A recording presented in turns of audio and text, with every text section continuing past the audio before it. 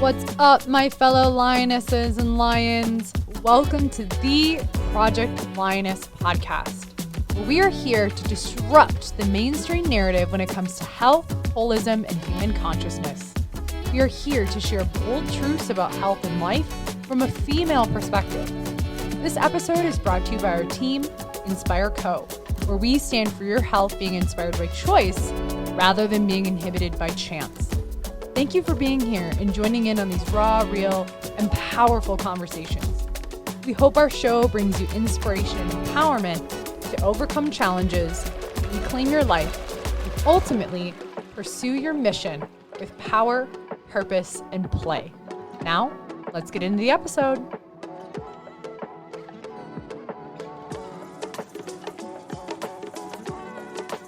Hello. What's up? Hello. What's up, lions and lionesses? Oh, do you want to do that again? I was singing. I wonder what it'll sound like. No, I don't care. I think Hello, lions. we could like create like a harmony. Okay. Wait, who does what part? I don't know. I am tone deaf. Okay, we're not gonna do that. What's up, y'all? This is Dr. Mel. I just nailed my face into the microphone. Yeah, we're still getting used to Sorry. Yep. All right. Do we want to try that again? What are we trying? Just from the I beginning. think this should just be part of the episode. Okay. Cool. I'm down. I'll take out the. I don't take myself that seriously, All right. pretty much ever. Significant, but not serious. Yes. Sure. This Anyways. is Dr. Mal. And Jess. And Ashley. And today, on this episode of Project Lioness Podcast, we are going to be talking about holiday rebounding and recovery and Yes. all things. Boundary like setting. Yeah, like seasonal shifts, holidays, family, and depending on when you're listening to this, it's most likely post-holiday 2023. We are recording it in the midst of it. So we're kind of playing this duality of like present time as well as putting ourselves in the future. And we were inspired to do this because we all have been working through some stuff. Jess. Yeah. And as y'all know from our first episode, we are all about raw, real truths. Yep. And we're not gonna like go into like gossiping about, you know, family stuff because that's not our energy. Yeah. And at the same time, we want to share things that have worked for us to work through family stuff, holiday stuff, generational trauma, things that come up during the holidays. And it's important to have these strategies. Yes. So absolutely. I feel like without, because we're not really about the gossiping type of people. We're not really here to discuss like those my sorts mom of things. sounds fast. Right, but I do think it's important to recognize that we will be sharing, I think, what are probably pretty common problems for, I think, a lot of people just trying to navigate their own family's holiday wants and needs, as well as their extended family's holiday wants and needs. So I think it's important to sort of, I don't know, this is something I'm really passionate about because over the last year or so I have fundamentally changed how I navigate this. And so I think it's just one of those, like, I didn't even realize that what I'm doing was a possibility. So I was like, let's talk about this. The possibility, Ash. Do you want to So go that people know. Do you want to go into like what you were dealing with? Yeah. Like what? How the difference is? Yeah. So the standard was growing up was that always went to my parents for every holiday. We're not religious. I didn't grow up very religious at all, but we still celebrated all of the religious holidays like we were really religious. I don't really know what I mean. I don't really know. The calendar. Yeah, it was just like, well, Easter. Do and you mean you know, religious holidays or commercialized holidays? are they not the same? I feel like They are the same. But no, so all the holidays, every time, you know, we'd go over, my mom would always make all this food, and I love my mother. She's a fantastic cook, but it was, you know, like would never take any help because I had to do, that's how it works. This is the tradition, right? So there was Let me always that, suffer. right? This exactly. Feel bad for me. 100%. Like this is the stress of that she's admitting into that situation. And when I was younger, you know, I didn't really, I don't know. I guess I just was like, this is how I've always done it. And so it is what it is. And then I got older, I'm in my 20s, and I'm working a lot. Like I'm working at nursing homes, and those, as many of you know that work in healthcare, the shifts are crazy and you can't close a nursing home because it's Christmas, right? Like, No, it's not how this works. There. So for a while there, it was kind of like this, oh, quick, run in, have dinner, go to work. So it was like, oh, okay, like this is kind of nice. Like I'm not trapped somewhere for 6 hours with Uncle Joe. I don't have an Uncle Joe, so it's fine. But, you know, so I would go all the time. And I don't know, I love my immediate family. My parents and my brother, or my siblings, I love them deeply and they're wonderful human beings. But I just don't have a ton in common with all of them. And that's, I think, for some people, odd, right? Like we grew up in the same house, but we were always just very different.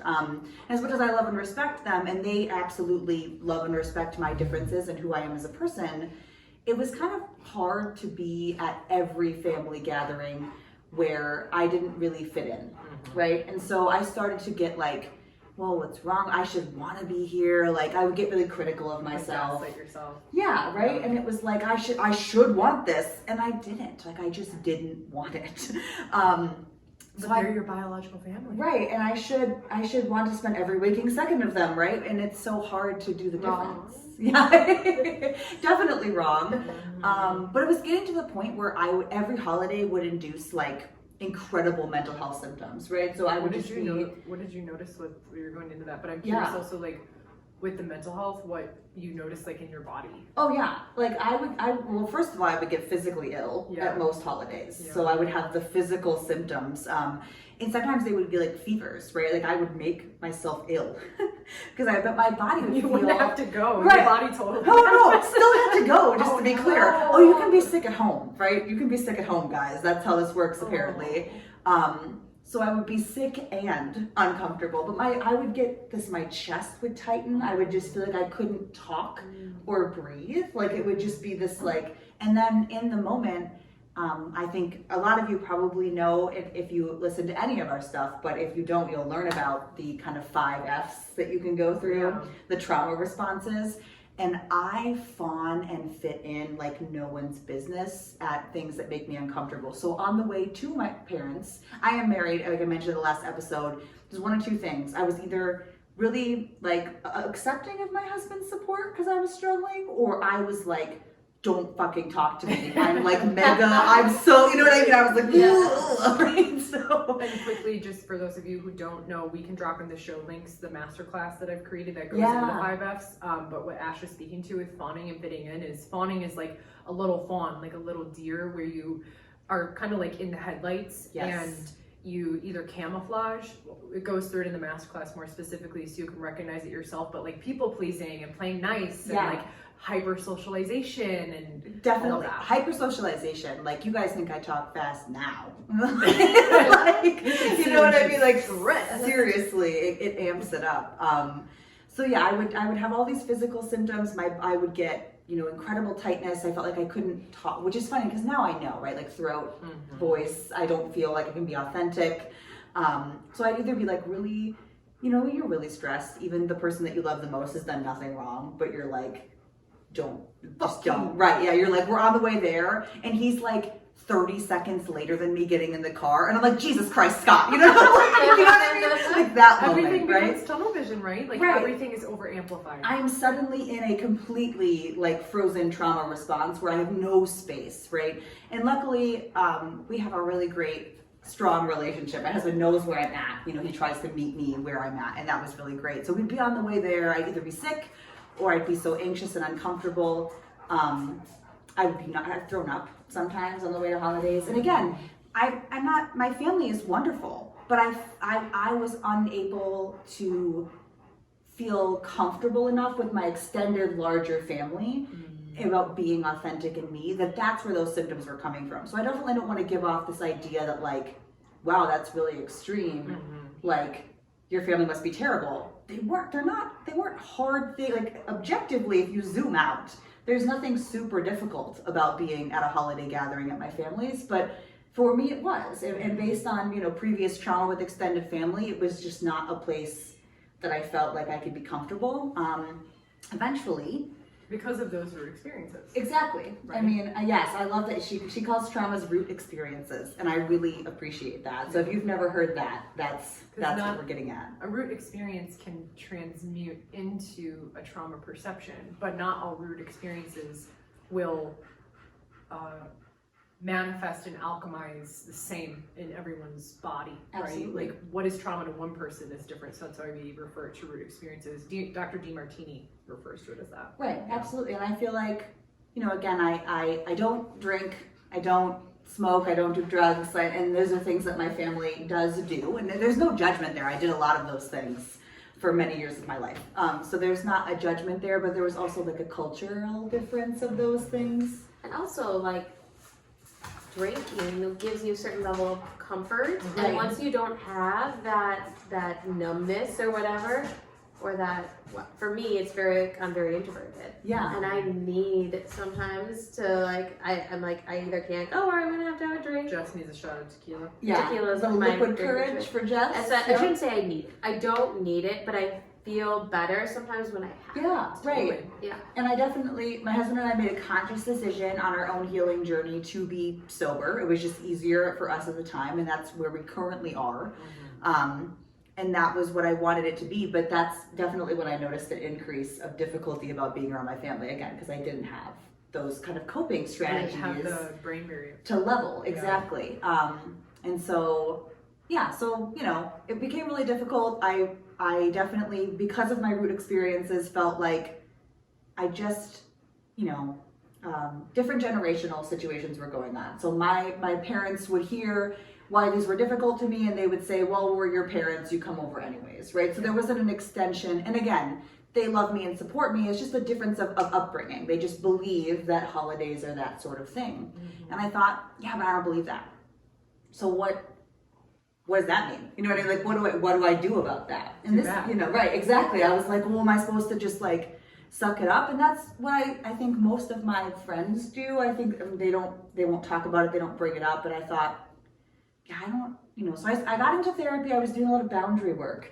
And it was like last year, right before Thanksgiving. So just a month ago last year. And she was like, well, what happens if you just don't go? And I was terrified. Like the question made me scared. I was like, like my throat, my chest, like I felt fidgety. I was moving my legs all around. And she was like, okay, so strong response. Strong somatic response. Yeah, she's like the body is uncomfortable. And she's like, but really, so you'll be uncomfortable. You'll be nervous. She's like, what are you nervous about? And I was like, well, telling them I'm not coming. I don't want to make them mad. I don't want to disappoint them. I don't want them to think I don't love them or don't want to see them. That's the default of the fawning. Right. So you all can recognize that. And everyone defaults, by the way. Yes. Yeah. This is not, you You're don't have to not outside of have that. big T traumas to have default things. It's a right? protection mechanism. Absolutely. Yeah. And so those are my go-tos is don't be mad at me. I still to this day have to recognize that it doesn't really fucking matter if anyone's mad at me as long as I didn't really do anything and I'm being appropriate, right? Yeah. It doesn't matter any other time. So I was like, so I'm chewing on this question for like, I don't know, probably a week or two. I was like, what happens? Like really what happens if I don't go? And then I realized this happened. The same thing I'm currently already feeling. This anxiety, this worry, that I'm already feeling all of these things in my body about going in the first place. So maybe it would be, I could move through those feelings quicker if I just met them head on and said, yeah, I'm not coming. All of this is so applicable for even outside of Oh, yeah. holiday events. Yeah, It's like, for sure. why am I so nervous about not doing something? But I'm going to be nervous when I'm there anyway. So it's like, what's the sacrifice here? Right. Like what, and then sometimes the answer is go anyways, right? Because sometimes nothing you fear is what you want to be doing and you're scared of it. And sometimes the answer is set the boundary, don't go, right? Either way, you were at a choice point Right. to take action. And I cannot stress the amount of, like, I don't like to use the word terrified lightly, and I have used it a few times, but this is something, literally terror. So I'm like, well, I have to tell my mom. So she calls me, and she's like, when are you coming over? And I just I said no words. I was Like, now's my moment. okay, Scott and I are really busy. We're really busy. this year. And I'm like really struggling. And I'm laughing now because I'm thinking back and I'm like, this is how you, but sometimes you have to do it this way. So I'm already crying.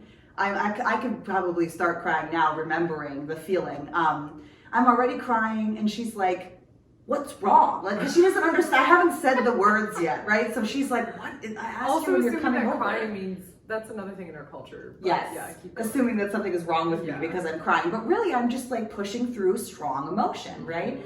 And so I finally get the words out. I'm like, yeah, I can't. Mom, we're just really busy. We're overwhelmed. I really just need the day.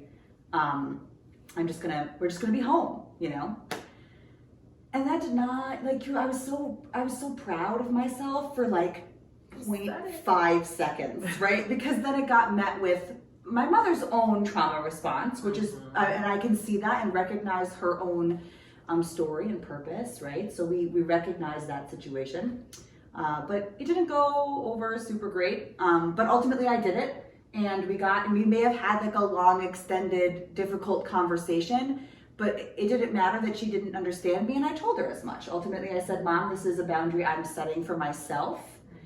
This is what I need to do right now, and we can talk later about, another holiday or how to go forward from this. But trying this out, I'd really appreciate it if you could just, respect my decision. And again, my parents have strong opinions about their own things, and that's perfectly acceptable. But I'm an adult and I live an hour away from her, so it's not like she can, what's she gonna do? So, but I still remember that first couple holidays that I set that boundary and said, we're just not interested in the way that you celebrate the holidays, but we'd love to get together the week before and have lunch or get dinner right. I still want to see my parents. I still want to have a relationship with my family, but I just didn't feel comfortable at the holidays. So now, a year later, I would be lying if I said I still don't feel discomfort approaching the holidays, because I don't think a year is enough time to move through all of that difficulty.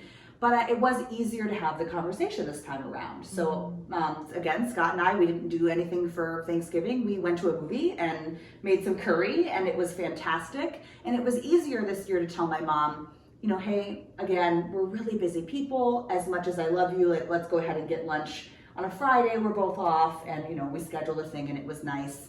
And it's almost like there was less pushback. The disappointment was still there, but I felt comfortable doing it. So I know that took a long time to get that whole story out, and I'm trying hard not to skip over. Again, it is still difficult, and I want people to understand that, because I want them to understand that I want you all to know that just because it is still difficult doesn't mean that it's not important to do it. Do you know what I mean? Yes. I'm struggling to put the words there. So that's a perspective I didn't even know you could have. Yeah. Right. And that's what I ultimately, when they were like, what should we do this podcast episode on? I was like, we have to talk about the holidays, because I have to know that other people out there are sitting in where I was some time ago going, gosh, I don't feel good about the situation. And maybe yours isn't as extreme, but maybe you have a bunch of kids. And you're like, man, going to 4 different houses on Christmas, right, is too much for me. Yeah. And how can you find that boundary? Well, and it takes away what you're saying, Ash, is one, highlighting a couple things that you said that I think are really valuable to people, because we've heard it in the office from people, I see it in people's nervous systems at this time. That's I did another episode on immune system stuff, so make sure you listen to that one. But the day, right? We get so obsessed about the day. It's got to be this day. And it's like, well, if you're a believer of Thanksgiving, which I'm not a fan of that holiday because there's some hidden history that we don't talk about with Native American genocide. And anyway, but it's if the Pilgrims actually did celebrate, they probably had multiple days of celebrating, right? But why are we so attached to one day? And I don't follow the Christian belief. I was raised Christian. I went to confirmation. I did the whole shebang, and my mom said, okay, at a certain point, I want you to get confirmed, but it's ultimately up to you. And I keep hearing that Jesus was born in July. So why are we the time of the year that is supposed to slow down? People get so obsessed about the day, and I love that. And I've been inspired by hearing, Ashley and I have podcast episodes we need to record in the office. But hearing what she has done has actually really helped me, which is why I was inspired to do this. And I know Jess has a lot to share in this too, but maybe if you don't need to set a firm boundary, you still want to be with your parents, but maybe not with other extended family members that have created root experiences with you, find a different day.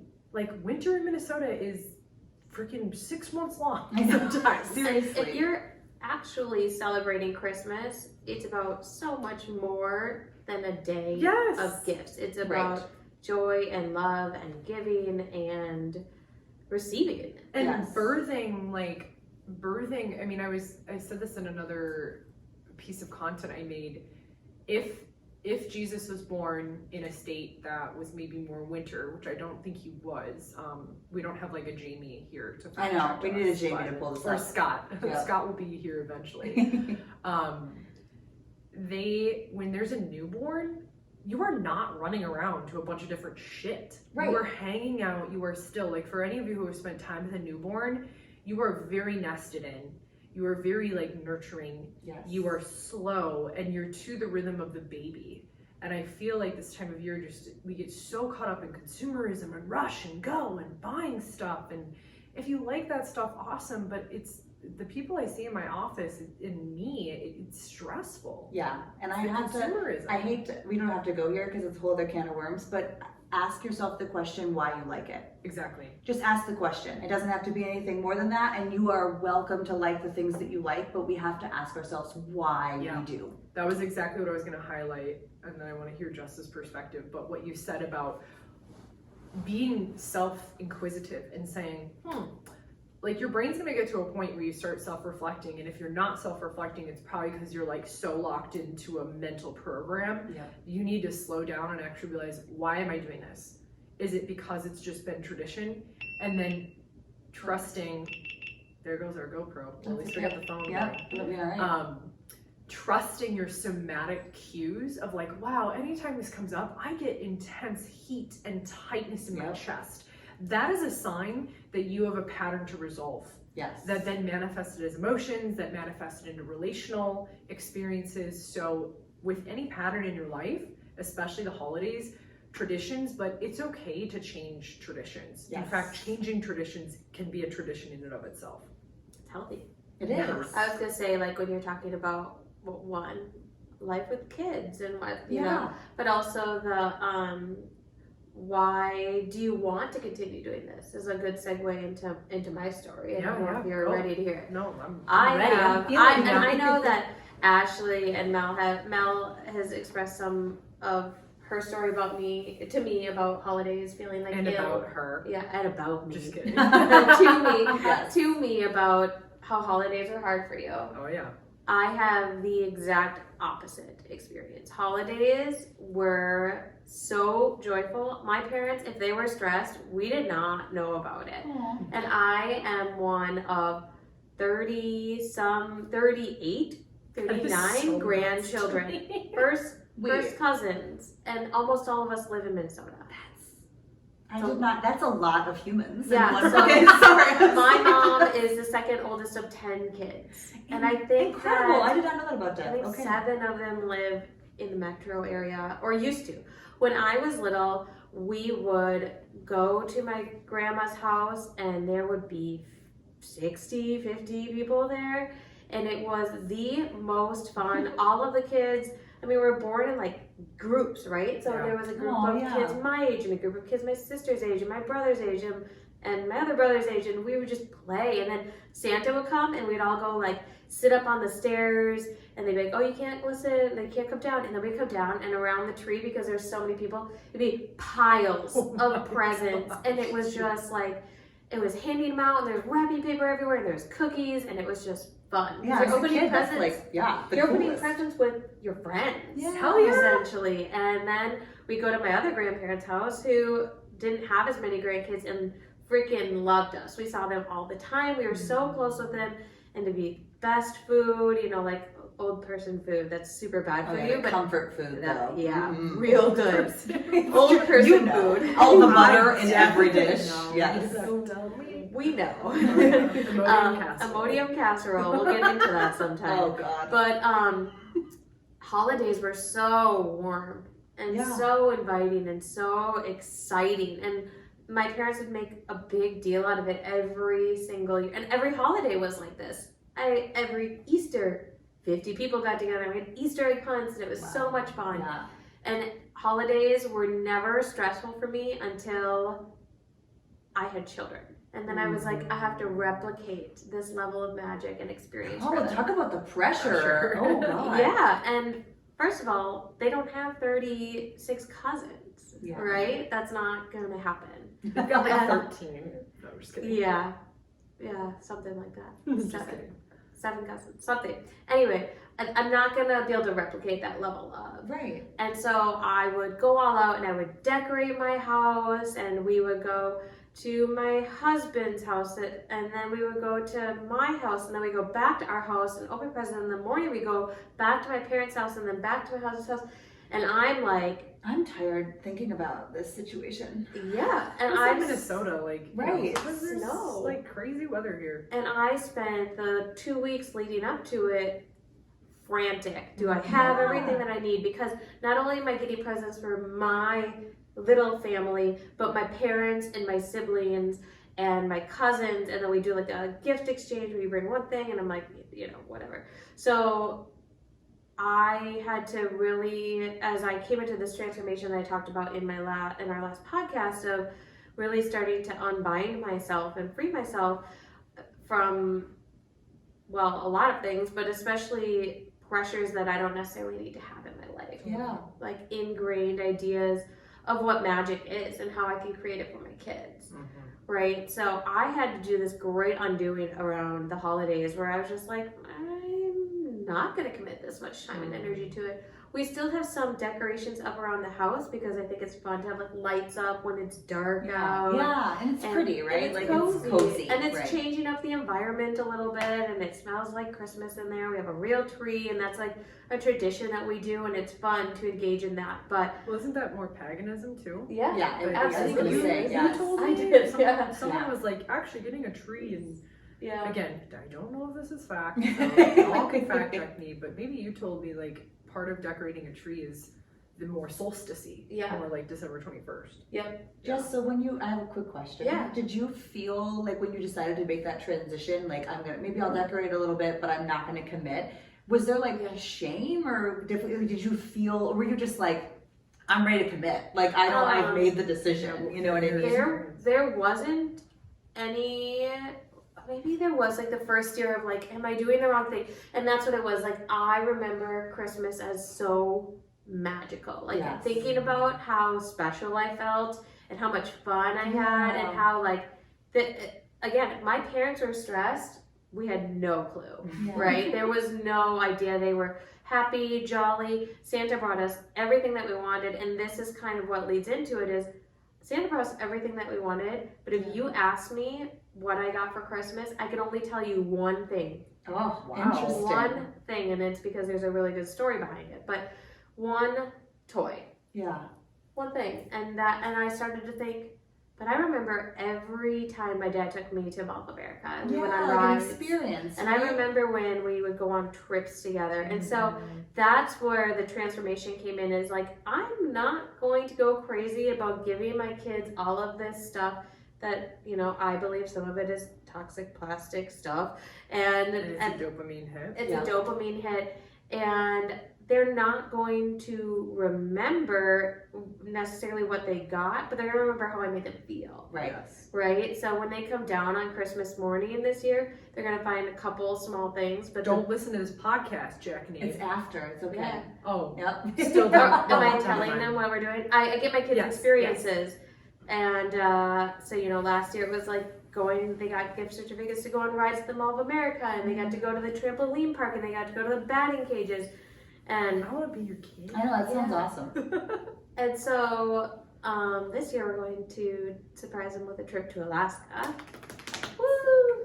I've never been, but that's where the transformation came in. Is like I want it to be magical and I want it to be special because the darkness of this season calls me to bring light to it. Yes. And this is a way that I know how to bring light, but I'm now bringing light to it in a way that feels more aligned with my values. Yeah. Which is so huge. Can we just Yes. highlight that sentence? Aligned with your values. Yes. Like that's such a And huge everyone statement. has different values, right? Like if you're a person where you like stuff, this is not to like shame you and guilt you. It's just different values, Right. like experiences. Like trip to Alaska, like hell yeah. Right. Yeah, and like again, when I went through that transformation, I started reading about minimalism. So like I don't want gifts. And so touching on what Ashley was saying earlier about setting boundaries with her family, I thought that it was going to be harder to be like, this is what we're doing this year. Yeah. But my family was just like, okay. You know, so like that made it easy. Like that's not to say that my family is perfect. But they are pretty respectful of the boundary that I set there. Yeah, that's and I awesome. think that came from like consistently starting to set boundaries with them over the last 5 years. Yes, And it then- definitely does get easier, right? Yeah. Like the more you are able to do that. Yeah, and then hard setting boundaries with them for the last 2 years, which is, you know, has been more difficult. But like when it comes to Christmas, my parents have kind of the same thing they did as kids. Like, we're just gonna go with the flow. It's just gonna happen. And if they're stressed about it, they haven't told me, so I feel good. Yeah, right.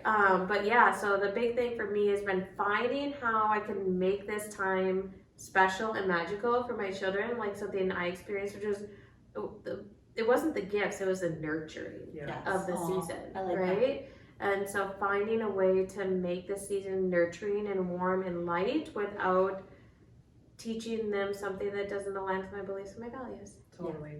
I Absolutely love that. Yeah. I'm definitely inspired by that because this is a season, especially in Minnesota, that it's snow, it's dark, and finding your own inner light and allowing that to radiate out, to me, is like the purpose of this time, regardless if it's, depending on if you do any celebrations of the solstice or Hanukkah or Kwanzaa or Christmas or whatever, it's still like the earth is in a deep state of, well, a lot of it has already died, but it's in a deep state of like going in, right? And Rest, At least recuperation. in the northern hemisphere. Yes. depending, right. you know, if you're If you're in international- Australia. Yeah, we're gonna have Australia listeners, for sure.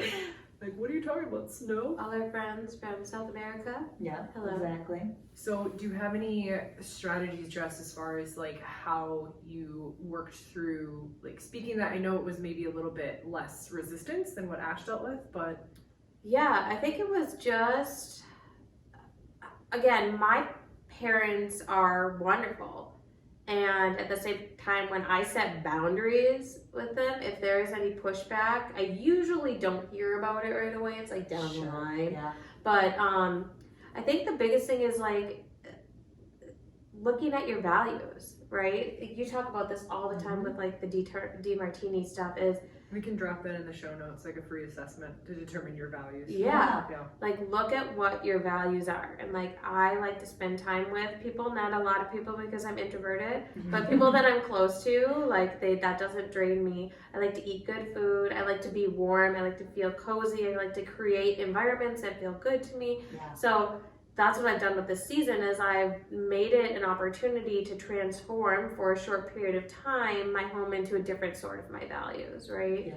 And that's what feels good to me, and that's what feels magical to my children. Yes, I feel like you really touched, like, again, we said, what's your values, your truth, what do you like? Same thing as we said earlier, ask yourself the question, why are you doing these things? And then listen to the response your body gives you. I think some people maybe aren't practiced at talking to themselves in that way. Yeah. But I think it can be really helpful, a strategy, even if you don't know, even if things feel okay, but they're not quite landing, if you ask those questions, but making a list of your values or sitting down and wondering like, okay, is this right for me? And the answer may be, you know what, I fucking love it. I love doing the presents and the shopping and this is my jam. And if that's the case, then hell yeah, like live into that. Totally. But if the answer to one or multiple of those things is, I don't think it is, then let's take hold. Like I'm so passionate about living your life now and the way that you want to live it. Because again, it is yours. It really is no one else's. But I really have to attest, like, I can't imagine, like, I think I'm stressed about holidays and I have limited them to me and my husband, and you have children. So I'm just like thinking about the logistical ideas of that too. And actually, really quick, today I was at work and somebody said to me like, well, like you know, what did you tell your kids about Santa? We kind of talked about you sent me a thing. Santa, that face smell. the story of Santa has been around for a very long time. It's Depictions of Santa have been around for a very long time. Santa was actually created in the Santa as we see and visualize him today was created in 1993 by Coca-Cola and basically became a corporate staple. Yes. So what do I tell my kids about Santa?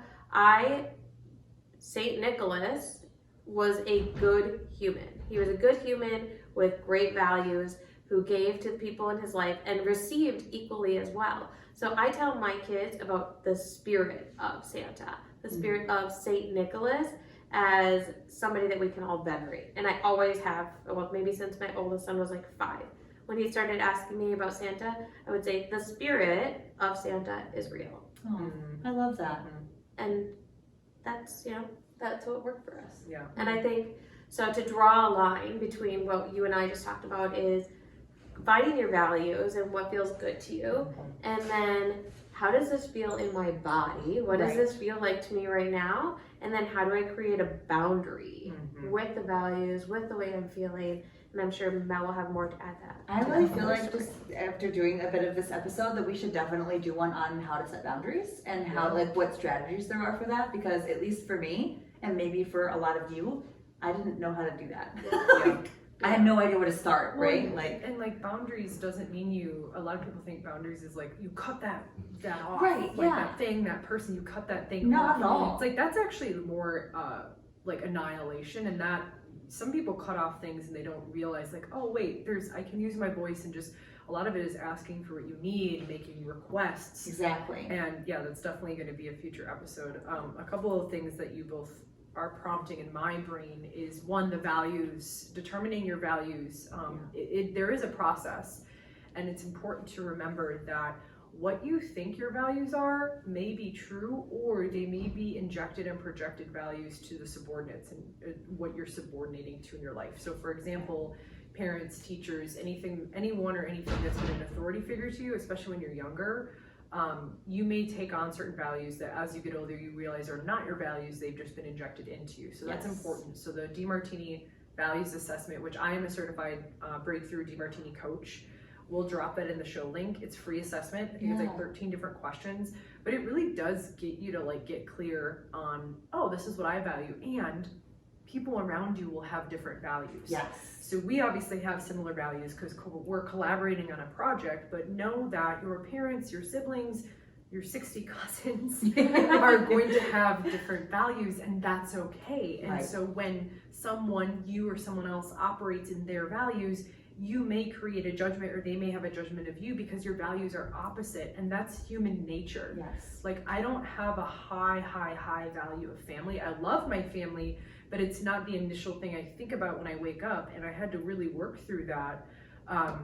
Just because it's not high on your list doesn't mean you don't care about it, you don't love it, but your values can also change through partnership, through dismantling, as you're speaking about. So if you ever have children, you won't have a choice except for to think of them first thing in the morning. your values can change. So that was one. And then 2, as you're looking at honoring your self traditions, there is a dismantling process. There is an unwinding process, and it's okay to grieve that. It's okay to be like, this is the way things were, and now it's changing, and that doesn't mean that those moments weren't valuable. It's important to experience grief. It's important to experience the emotion, and you'll hear us say a lot, what is your body saying? Because anything that is creating a disturbance or a blockage in your life oftentimes has a neurological connection to a somaticized pattern or an mental emotional pattern in your actual central nervous system. Yes. So when you can get to the root of that, your perception changes, your brain changes the way you see the world, and you can handle these things with much more ease and coherence.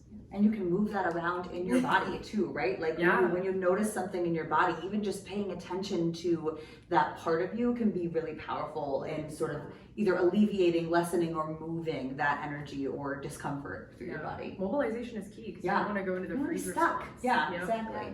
So if you're listening to this podcast and you're hearing certain things, if it's resonating or it's creating a sensation, listen to that, pay attention to that.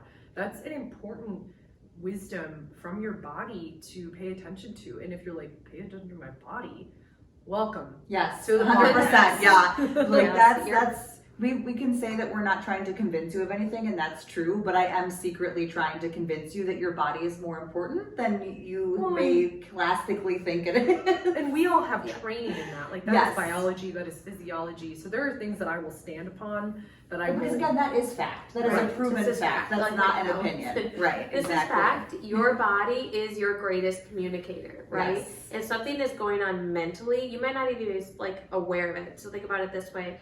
Every single thing that you experience is through your sensory body, Yes. right? So why would your body not be communicating with you? It has to. In order for you to be able to take in sensation, it also has to communicate with you. Mhm. And we simply lose that. We've been deconditioned would be the right word, because we've had it as children. Yes. We, as children, Or they we've been are. programmed otherwise. Yeah. Right, yes. I mean, as children, we are completely in touch with our body and our emotions. Yeah. And that's why children before the ages of 5 are Yeah. their emotions. It's Yeah. not like they have emotions. They literally become their emotions, and you see it in their physical bodies, and they shake and they hold their breath and they get sick and your faces turn red, and that's because they're having reactions and communications from their body. Their amygdala is developing, and it's like we get mad at them. Like, they're not friggin' adults. They need Right. your regulation. Now we're like, We're going Yeah. on. That's okay. But Either all way. of this does relate, because if you're with family, if you choose to do that, know that that person may be like, I always try to think this when I go to my grandma's. I'm like, all right, I have to remember their nervous systems are in different states. I've done enough work where I can hold that state for a period of time. My boundary is like, I let my husband know when I want to leave. I like There's a that. secret code, Yeah. tugging Well, on your we ear. talk about it, which I'll get into mine. But yeah, I mean, little toddlers, like, stop getting mad at them. They are their Yeah. amygdala. 100%. They will show you anger, rage. Like, I joke that they're like tripping out all the time, because it's like, la, la, la, la, la, la. It's like, wow, you see that like click. And that level of communication from our body does decrease, but it doesn't ever disappear. Correct. Our I also bodies, think how much does it, I mean, I know that it does decrease, obviously, because we develop social things and all that good stuff, but I also wonder how much, it can be really hard to hear our bodies, right? Because we essentially, even people talk about numbing out behaviors, right? Eating too much, doing drugs, drinking too much, Scrolling. right? Yeah. Doom scrolling, Well, yes. so the reason that I say it does decrease is because our sensory system in our body is the last to develop in utero. And so as it continues to develop as adults, it's less sensitive to the things around it because it's more integrated into yeah. the system. No, okay, So yes. I hope that I was talking to the mic, because Yeah. I'm No, kind we of fired can, up. Like, yeah, that's why primitive reflexes go away, but not all of them do. Like, the startle reflex, like, if I came behind Ashley and she didn't know when I clapped, she Oh would yeah, be like, what the fuck? And maybe peer pants. 100%. And that's why Tinkling. I'm so against, like, when people say I'm fearless, and like I think you have a shirt that says fearless. Yeah, I do. I do have a And I was like, no, it actually says fearless. Oh, it's 2 words. I like that. I like or that. like, what if it said fear, integrate fear? Because if there's a saber-tooth tiger coming behind you, your fear response better kick in, That's otherwise right. your ass is If I'm being dead. chased by a bear, I would like to be scared. Like, Yeah, that's because where that's the I'm at. adrenaline and the Right. cortisol, and you either fight it or you run. Yes. So I would just like to, because I want to keep us on track, say thank you to my parents for making my nervous system feel really appreciated and safe as a child, especially around the holidays. And I know that's not always been the case. So Right. for everybody, That's sweet. yeah, it's been the case for me, but not for everybody. So. Yeah, it's true. I didn't know that you got super ill all the time. I did too. Yeah. Every Growing holiday. up, I was sick. Every holiday. Yep. I would be good. I was the kid that didn't miss school. I went to school with mono one time. Sorry, Simley High School. I manifested mono once in my body so I wouldn't have to go to school. That's a thing though, because with our subconscious beliefs, and when we actually have subconscious values that haven't been fully expressed and realized, we will actually create those patterns. And I think deep down, there were moments I didn't want to go to big family gatherings, so I would literally get ill where I had a huge fever and sweating. And I remember one Christmas I was on the floor of the bathroom just shaking and chills, so hot, vomiting. And thankfully, my mom was like, I was like, I know that I should go, but I can't. I could not move. And my mom's like, honey, you don't have to go. So thanks, Mom, for that. But I know Michael and I are the only grandchildren. Oh. We have no cousins. So when Jess says 60, my brain, I don't know how to process Yeah, that. that's a big 60 people, but like 36 cousins. Okay. Yeah. On one side. Still. The other side is Still. also Because so my amazing Aunt Patty doesn't have any kids. My Uncle Jeff doesn't have any kids. Greg, he, what did I say? Jeff. This is not because she doesn't love her Uncle Greg. It's because for some reason at every freaking family event, this That's wild. man named Jeff comes up. Dude, Jeff Bauer, shout out to you. Shout out, Talk about you You're all the great. time at family events. that was totally like, you know It was some what? subconscious. I didn't know. I was like, what? Why is she saying Greg? I was like, what are we doing? Excellent. Uncle I don't Greg. think we should Yes. use this up. Uncle Greg does I'm not sorry, have Greg. biological children. I thought of Greg and I said Jeff because literally, every family gathering, Jeff comes up, and I think now my neurons have wired this in, and I literally said Jeff, but I thought about Greg with all his dogs that he used to have. So Greg, Uncle Greg, yeah. Uncle Greg, No kids. Jeff is not related to me. Jeff Bauer, if you're listening to this, look at what you've done. That was a trip, y'all. Like a record player when it has like a skip, that's what happens. So Greg, they don't have kids because him and his ex-wife used to raise mastiffs, and so I remember these Christmases they would bring all these huge mastiffs. Oh, neat. Yeah, it was neat. And as we got older, like the magic of Christmas did kind of diminish because you turn into adults and we didn't have any like little kids, right? Yeah. No one was having kids. So Michael and I got older, we discovered that we're definitely more spiritual than religious. And for me, the way that it does manifest is I don't feel the anxiety as much anymore. I don't get ill. When I would get ill, I would just chug NyQuil. So there was definitely something I needed to pay attention to, but it was every Christmas, every Easter. And I love my family, and there are certain family members where I do feel a little bit of like shame and guilt for not believing in their religion. Right. And I share this with Ben and people. I'm like, I'm not religious, but I'm like spiritual as fuck, y'all. Like, Hell yeah. Yeah, like that should be on a t-shirt. I Speaking of see t-shirts. like humans and things as energy. Like everything is part of the Yeah. cosmos. Yes. So do not like, if Jesus was a dude, I would have loved to meet him, or a guy. Yes. I don't know. Anyway, so for me, what has been really Jesus was a dude. He wasn't actually like a regular person, right? Like he was a real. We can He was prove probably that he was super alive. sweet. Probably like a male version of Mel. I don't wish think I so, would. whatever, I but- wish I could have. Oh, thank you. Wasn't white.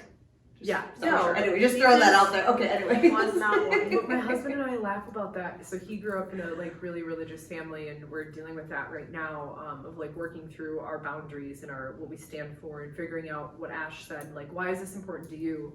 Okay, we recognize that, we love that. Great for you. This is why it's important to us. Right. And so that's what we've worked through. Is I have felt kind of a little bit of that anxiety. I don't feel it as much anymore. Like it used to be it was pure sickness, fever. Then it turned into the chest stuff. Now it feels like kind of a subtle tension in like the back of my spine. So I can recognize that and speak to it and say, okay, what matters to me, I do love hanging out with my family to a certain time frame. And I think because the type of work I do, I'm with people all the time. Yeah. I'm talking about deep stuff all the time. And so I've noticed in the last 3 years, because of the way the world has done what it's done, my social capacity is much more diminished. And I think sometimes it's the conversations we're having. Yeah. We So talk about that a lot. Mhm. Like just wanting to, it's not that we don't like to talk to people, but we don't like to. What are we talking Yeah, about? like what are we talking about? Like I could do this podcast Yeah. literally all day. Like Right. I'm literally on fire. Sometimes I'm at not, but family holidays with your side of the family, it ends up being Well, just Jess Mel and does. I like sitting in the corner talking literally. about like metaphysics I and love it. Yes. things that we value, but because we can only sustain that level of surface level conversation for so long. Right. And that's again not a criticism. Some people really like small talk, and that's totally fine. Yeah. But we just aren't.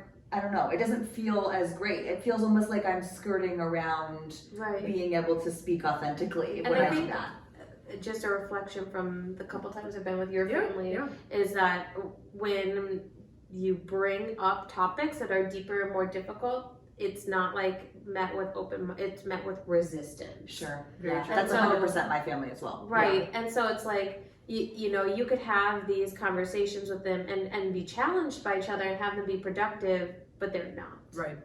And that's, I think, what I was saying to, and you said it beautifully, that I was like trying to pull out in my brain, is when I would bring up things that mattered to me, it did feel very judged. And I think it's gotten better. Like, my mom and my aunt like really accept me, and my aunt's amazing. Like, her and I have very I love similar. your Aunt Patty. I know, Aunt Patty, if you're here, Shout I out love Aunt you. Patty. Everyone needs an Aunt Patty in their life. And like, my mom totally accepts me for who I am too. But there's certain family members where I would feel judged, and I just didn't. I didn't want to stay in that, and I don't need to. And so for me, I've really, what has helped me as far as strategies to invite you into for yourself is, if you feel like you still want to engage, but maybe you create a time frame. So Ben and I say, okay, when do we want to leave tonight, so that we know there's a time we can be present. So we often say, like, 9 o'clock or something like that, where that's kind of our boundary, plus just like sleeping, right? And then we do say, okay, if this is going to be a thing that's longer, we're going to let them know, hey, we're going to go for a walk, because we like to move. Because a lot of the times our family stuff, because of the state of my grandparents right now, it's just a lot of sitting and talking. Yeah. And I'm like, Jess, I like to move, I like to do stuff. Yeah. So that's something we're doing with my in-laws and Ben's family, is figuring out ways of like, can we go bowling? Can we play mini golf? Can we go on a hike? I mean, our goal is to buy land probably out by mountains. So there's going to be a point where I'm like, oh, Christmas? No, I'm going to the mountain. Right. Like, I'm going snowboarding. We're skiing today. Yeah, exactly. So anyway, that's stuff that's helped us, is letting them know, hey, we're gonna leave at this time. And I feel like your nervous system helps that too, right? You know, like, you can like, predictability. Oh, look, I only have 2 more hours, 2 more hours, like, that's easier. Decision fatigue. Yes. Rather than like, oh, should I say bye? How do I awkwardly get out of here? Right. I used to go through that, where I was like, oh, if I say bye, like, there's definitely like a generational thing of like guilt and shame in my family that is manifested like really dysfunctionally, and I don't need to go into it now. And I have asked my mom, like, hey, I'm starting a podcast. Can I share what it was like to experience what we experienced growing up? And she's shared that.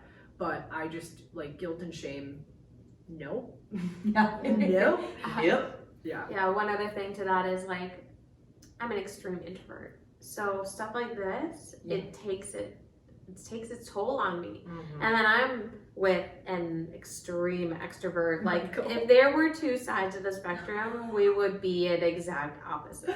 Yeah. So like, he can stay in small talk with somebody all day and feel so fulfilled. Yeah. And I'm just on the couch like melting. I know. Take me to go home. So that's what's helped, because I would say Ben, my husband, is probably a little bit more introverted than me. Yeah. So what's helped us is definitely setting that boundary of like, what's the timing on this, so we can sink into the present moment. Yes. So I'm not thinking, oh, when I leave, it's going to be a half an hour goodbye. We've also gotten really good at Irish goodbyes. Oh yeah. Like, peace. Oh God, the Midwestern goodbye, guys. If you don't live in the Midwest and you don't know what I'm talking about, it's an ordeal. It is an ordeal. Yeah. I guess to wrap up our podcast, and I'm just going to say one more thing. One thing that's also helped me is, like, I am filling my calendar with things that bring me so much joy and pleasure. And Ashley and I are closing the office. So that's something too, if you're an entrepreneur listening to this.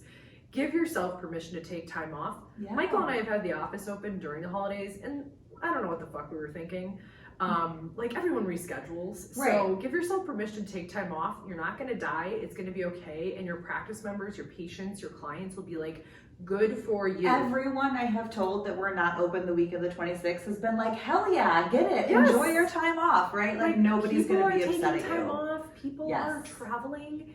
You will be okay. So we're going to this like bathhouse place. We do our sauna cold bath. I'm doing a couple other just really nourishing things for my body, and fill your schedule with things that you personally value and enjoy, so that when you show up to potential social gatherings, your cup is full, your nervous system is taken care of, so that you're not sitting there resentful. Because I mean, I love that you set that boundary, because if you notice you were going there and you couldn't be present, then kind of like, what's the point? Right, exactly. And what are you creating between you and your family? Like, there is that, like you said, there's that resentment of like, I don't want to be here, but I feel like I have to be here. Right. And then what are you creating between you and your family and you and yourself? Right. Like, how are you honoring yourself if you get those feelings and you're just like, too bad, do it anyways? Like, that's not, that's not very loving to yourself. Right. You can have both.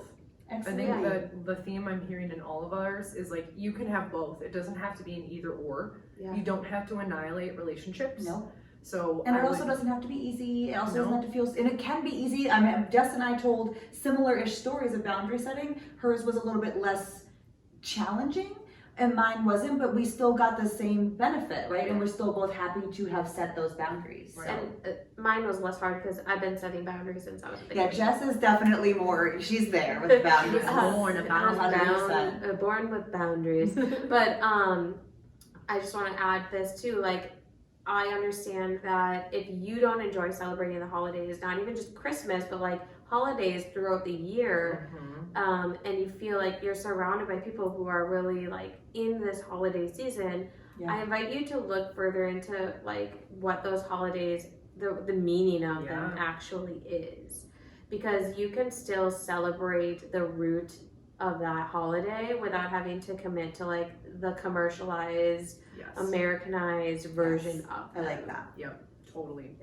Yeah, that's a good point. There's study why, study the history, and you'll find that a lot of the traditions do come back to a lot of like consumerism and capitalism. And I have parts of me that are capitalistic in ways, and I resonate with the magic of the season, but more from a solstice perspective. So that's a good point. If you want to understand holidays, go back and look at paganism before Constantine took a power grab and instituted Christianity across the world. Oh yeah. Paganism is beautiful. Their beliefs and their celebrations are wonderful. Cool. Yeah. Love it. Anything else? Any other tips for the holidays? If you're listening, it's 2023, so there's stuff coming up. We have stuff coming up with Inspire Life as far as like celebrations and traditions. So in February, we are going to be doing a Inspire Fire and Ice fundraiser, and it is going to be epic. So stay tuned. That's on February 10th? February 11th. 11th, just kidding. Yes. 11th. Close. Well, you should have both days on your calendar because you really want to get ready for this. Obviously. But it's going to be epic. It's going to be really fun. So think food and fire and ice. sauna. And people. And it's totally family friendly. Like there'll be stuff for kids to do too, even outside of the sauna and cold plunge. Fire and ice sounds kind of dangerous. It's not going to be dangerous. It's going to be beautiful. Yes. Saunas, ice plunge if you want. Food for my dad who's a chef, and it's going to be amazing. So February 11th, Saturday, put it on your calendar. 11 to 4, and we'll put the link in the show notes here so you can register. And all funds that we are raising are going to Arc Retreat Center, which is an amazing community in Stanchville, Minnesota that is really up to creating literally like a new earth, wholeness, and that's where we host our Inspire Immersions too. One coming up in April. Yeah, that out there. 420. It's amazing. To 4/22, 23. It was for Earth Day, not Pot Day. It could be for both if it resonates. Hey, for that's you. a holiday in and of right. itself. My look was not because of 420. It was because I was like, is that the day? It was my look for sure. We fine. got it. We will not be smoking pot there. No, they actually No. don't want you to do that. We'll be altering consciousness for sure. Yes, without drugs blowing your mind. It'll right be now. better than drugs. In a way that you're going to be like, damn, I can access this on my own? With oxygen, O2, and CO2, baby. Yeah. Anything else, ladies, lionesses? All right. Good to go. This is Mel. Ashley. And Jess. Thank you for tuning in to the Project Lioness podcast. Again, we are here to guide you to reclaim your power, inspire you to pursue your purpose, and ultimately invite you to play all out in life. See you next time. Bye-bye. Bye. Thank you for joining the Project Lioness podcast. Did you find value in today's episode? Help us impact the lives of others by sharing this podcast with someone you know who would resonate and benefit from the Project Lioness message. Excited to hear more? We invite you to subscribe on whatever platform you're tuning in on. And we'd be so grateful for you to leave us a review about what you enjoy most, as well as what you'd like to hear more of. Thank you so much for all of your support. Sincerely yours in power, purpose, and play. Dr. Mel with the Project Lioness podcast. Keep rising, keep roaring, and keep inspiring.